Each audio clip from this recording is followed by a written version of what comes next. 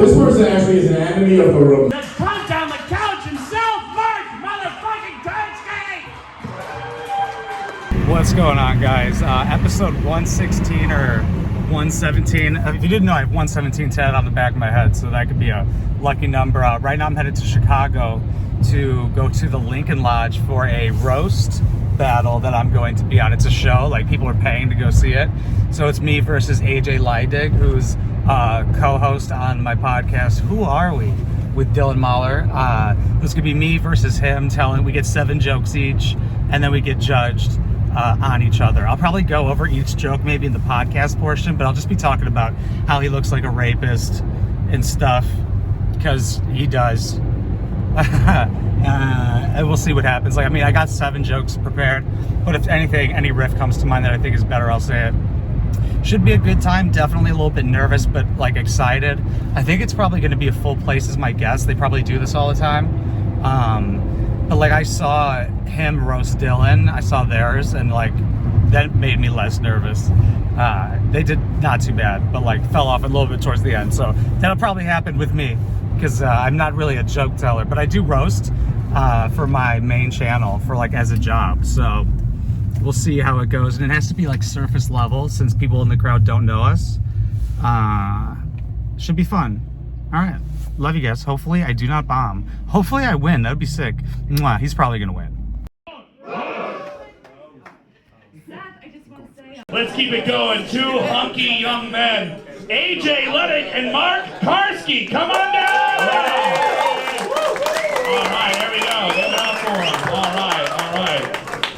Post Not So Malone joining us on stage. All right. There we go. Maybe I did. I hope I didn't.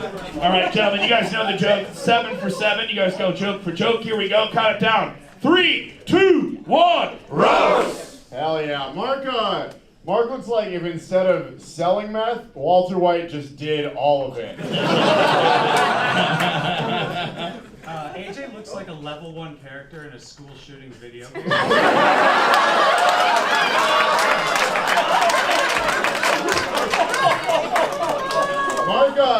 Mark looks like the first SoundCloud rapper to make a mixtape exclusively about why he should be allowed to say the N-word. Yeah, it's fire. Yeah. AJ looks like if Mac Miller died from cancer.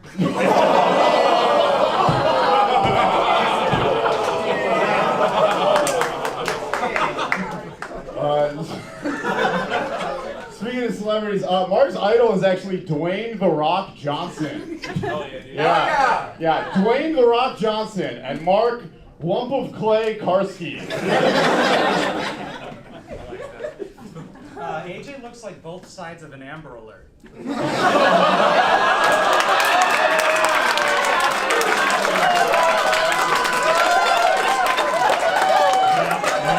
Check your phone, everybody. Check your phone.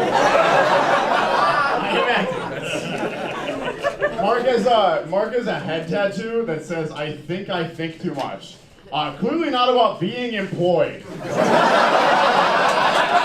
I haven't had a job in 5 years. Why are you wearing a hat during this interview? AJ went to school, he went to college for 1 semester, and he still managed to sexually assault 1 out of 4 women. Damn. Basically pretty good, you know? Mark has a YouTube channel. I swear to God, the name of it is Wineboxpapi. Yeah, which is great because he looks like a recovering alcoholic that will never father a child. AJ dresses how he looks, autistic and sexually ambiguous. I mentioned Mark's YouTube channel. Mark posted a video last year announcing that he was still in a lifelong struggle with depression.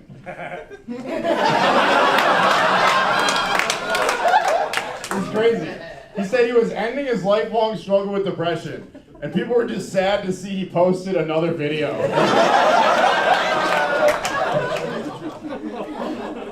The difference between AJ and Brock Turner is AJ kept his swimming scholarship. Is this the last one? Last one, guys. Okay, why can we count better than them? Why? We got one. I'm kidding, okay. Mark taller looks and like I'm behind you the whole time. Mark looks like a. Mark kind of looks like if Johnny Sins exclusively did BBW porn. Do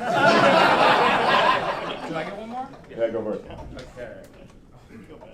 Oh shit. Let's see. Okay. AJ looks like the substitute teacher who clotheslined me in 3rd grade. You earned it. That's what he said after. There we go. All right, give it up for Mark Carsky. Give it up for AJ. All right, let's also give it up for Mark wearing an apron underneath his hoodie. That's really cool. That's my mom. There we go.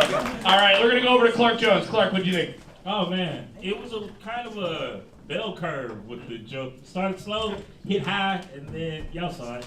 But yeah, no, Mark, I like you. Kind of look like a creative player of a skateboard video game. I like that. Used up all your VC. AJ, both hit hard, but I gotta go with Mark on that one. He has some killers in that middle round. Yeah.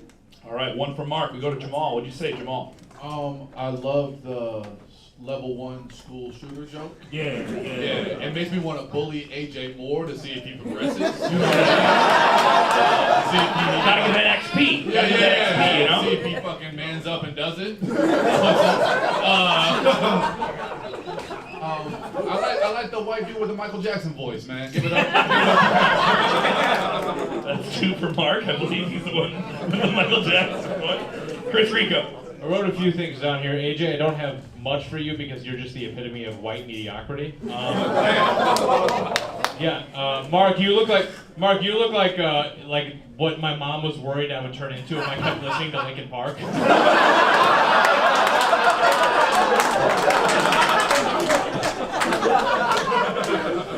I listened to on the way here. I pumped himself up. That's y'all DMX. He brought me back to life. That's gonna give it to you. That's gonna give it to you. Mark will give it to you. Okay. First we're gonna stop, then we're gonna roll. Let it go. Don't beat him up too much. We both have to show up for our shift at Spencer's Gifts later. Listen, even though you look like the bassist of a rap metal group, I'm gonna give it to you. You had great jokes. I loved AJ, but honestly, Mark, you fucking killed this. Okay? 3 for Mark. All right. Just for shifting your goals. How we doing there, Matt Bam? Working ready for his Unite the Right comedy tour coming up here. Come on. That was for Chris. I want to give AJ a sympathy vote. I looked up Wineboxpapi on YouTube. You guys know how many subscribers Wineboxpapi has? A lot. 75,000. All right. As a lesser man, I have to give it to Mark. All right. Please sing for Mark. Give it up for Mark. Give it up for AJ. Yo, what's cracking, guys? Episode, actually, it's not really going to be an episode, because it doesn't really fall into the line of like a regular show. Like, I think for shows, since I did just do my first show, and sorry if the mic's like a little bit loud, I got a new soundboard here. It's absolutely incredible. Got the Rodecaster Pro 2 for all the open mics and shows and stuff, so I'm just trying it out for like a solo run here. Like for shows, I think I'm just going to be like a separate sub, not genre, like a sub episode, like a little series. They'll just be like when I do shows and stuff, it just it'll pretty much be the same thing. I just don't know, like for shows, like for a lot of them, if like I can film or if like they'll be filming, like for this Roast Battle Chicago, I didn't film it, right? That was professionally filmed by them and stuff. So like if I go do a show, it might be filmed by them, and like I'd have to wait for them to either like post it or send me it or something like that. Like for the show I did recently, I didn't film it.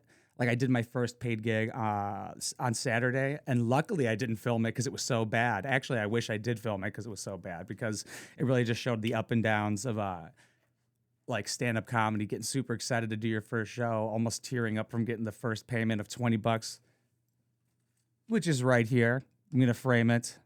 It's only 20, but it was only for I made $20 in 5 minutes, which is pretty good. Totally cool with me. If I made $20 every time I did stand up, I'd be fucking happy.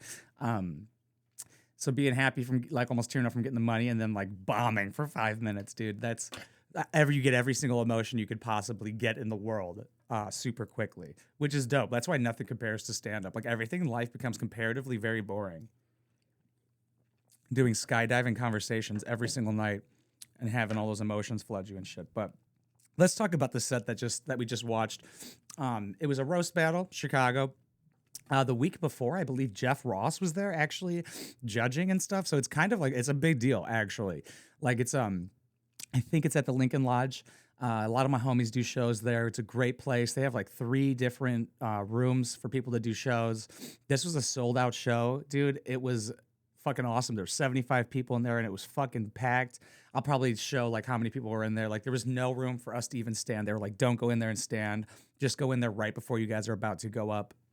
And so if you guys are thinking like, how do you look at each other like when you're about to do a roast? Like I saw these 2 people who were about to roast each other, and it's like they were like, oh, we're not talking right now. We got to hate each other right now.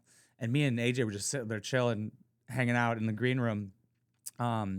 Like to me, it just felt like me and him were putting on a show.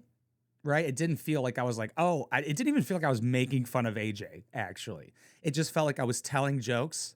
Which I mean, okay, that's literally what I was doing, but it doesn't feel like you're trying to get them. It's like I just want to make these people laugh. I genuinely couldn't care less if I won or not, but I did. I won, swept that fucking pussy, dude. 3 votes. The 4th one doesn't count. Before they told us to go out, like before they gave us like the rules and stuff, there's gonna be no pity votes or anything like that. The last dude's like, I'm gonna give a pity vote to AJ. Doesn't count. It was a super good time. His jokes were great. A couple of mine were not mine. Obviously, it's not like I'm hiding it. Like with roasts, if you watch like a Comedy Central roast and stuff like that, they always have people helping them write jokes and stuff. Like because other people just have a different perspective on somebody. They might notice something about somebody that you don't, or they might have knowledge of something that you don't. For instance, TJ gave me the joke of where I said the only difference between AJ and Brock Turner is AJ kept his swimming scholarship. And the reason why I don't think that joke went over very well was because I don't really know who Brock Turner is. I know he's a guy who raped somebody, but like I think when I said it, like the crowd could just tell that I don't know who that guy is, really. So and then TJ was like, sorry if that one didn't go over well. I was like, no, that was my fault. It's not yours at all. It was a good joke. The best joke was written by Dylan, of course, one of the best joke writers out here. He's fucking incredible. Dylan Mahler and TJ Remick, by the way. Check them out for 100%. TJ used to run Josephine's with Chris Bongap. And they handed it off to me, Dylan Mahler, AJ Leidig, Danny Hamill, and Dan McCarty. They are the goats. I love them. TJ's a great guy, and so is Dylan.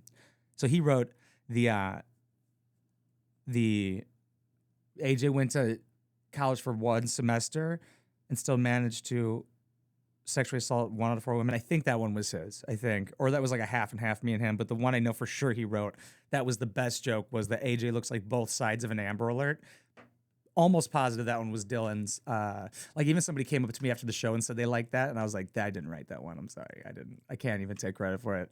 One of the comedians was like, I wish you didn't tell me that. I was like, no, I mean you might run into the guy. So I was like, nah, Dylan Mahler wrote that. If you ever see him, that's who wrote it. But it's super common to have other people write jokes for you, especially because like I don't really write jokes. Like even my main job is my main YouTube channel, and I just make fun of people, so that's what I do naturally. But like writing, I was a little nervous because I was like, I don't really write jokes. I just talk about stories, real shit that happened. But like once I said the first joke and the response, I was like, oh, I'm gonna win for sure. It was a super good time, and people were coming up saying congrats and stuff that I won, and I was like, I didn't like that. It doesn't do anything. Like that, the winning and losing is kind of for the audience, actually, because I don't know if I would maybe feel different if I lost, but like AJ doesn't give a shit that he lost, which he should not, because he's a better comedian. Like, and he's better in every way. It gets booked a ton. Like obviously, if you lose a roast battle, you shouldn't look at yourself fucking differently or anything, because like the win or loss doesn't mean anything. It's obviously up to the subjective people who are judging, but like it's not like you're gonna get booked because you won the roast battle, right? Like it's more of like, I want to put on a good show. I'm not trying to take digs at them. I just want to say jokes that people are going to get, that they're going to laugh at. As long as they laugh and I lose, cool with me, that kind of gave me the idea. I was like, yo, AJ, we should do a thing where like, it's like a duos show. Like we have, like me and him would go up, and it wouldn't be roasting each other. Like we can if we want, but it's just both of us doing stand-up and like doing like crowd work and just kind of working with each other. And we would like pick certain people to go on the show who we think would be good duos to do like duo stand up. And it wouldn't be improv. if there was 3 stand-up comedians, then it would be an improv troupe. 2 stand-ups, it's still stand-up. It's like bumping mics or like Are You Garbage or something like that. I think it would be a good idea. I think it would be fun. Super different thing to see. I think it'd be fun for comedians to play off of each other, especially if they have like matching or opposite personalities, you know? But I hope you guys enjoyed that. I mean, I had a great time. I was kind of nervous a little bit, but super excited as well. I'm glad it went so well. At the end, we both thought they gave us 8 jokes. We both thought we did 7. That's why you could hear AJ go, we could count better than them, because we were both like, wait, we have an extra one? That's why I got kind of jumbled up at the end. There's actually a joke I missed in there, but luckily I had that last one where I said AJ looks like the substitute teacher who clotheslined me in the 3rd grade. And he does. That actually happened. But yeah, man, I really enjoyed that. They said I could come back anytime. It was really cool. That was the first technically booked gig. Supposed to get paid for it, but I didn't like ask them. I didn't like walk up to them and be like, hey, can I get that money? I was just grateful to fucking be there, to be honest with you. It was super cool, man. Super cool. Like being able to hang out in a green room and like everybody's in line in front of the green room and the door says like comedians only, and you walk past all the people in line, you just go into that door. It's fucking pretty cool. I'm not gonna lie. But yeah, man, I'm not gonna keep talking just because I have a microphone in front of my face. Thank you so much for watching. Wait, hold up. I need another sip of Monster. Thank you so much for watching and listening everywhere, guys. I appreciate you so much. If you want to support this journey further and this channel, there's a Patreon, patreon.com/wineboxpapi. That's the best way to directly support, because YouTube fucking hates swears, dude. I actually thought this channel would be okay against demonetization, because like I swear, but I don't feel like it's a crazy amount. And since they're longer videos, I thought it would kind of like slip past, but it doesn't. Like my main channel, every video gets demonetized, but that's the name of the game. Because I think one day swears are going to be okay again on YouTube. Because I had this thought yesterday. I was like, it doesn't make sense. They're trying to build this world that's not realistic, as if people don't swear every second of the day. Like, why can't you on YouTube? YouTube is real people making videos. They're going to swear. I don't get... In real life, there's not a bleep that you hear. Maybe when the Neuralink comes out, it could bleep out swears when you're about to hear them. But yeah, guys, if you want to help support this channel and fight back against YouTube's cute little swear policy, patreon.com/wineboxpapi. But if you can't or don't want to, I totally understand. Like, comment, share, subscribe. Let's keep that algorithm going, baby. I fucking love you guys. Mwah.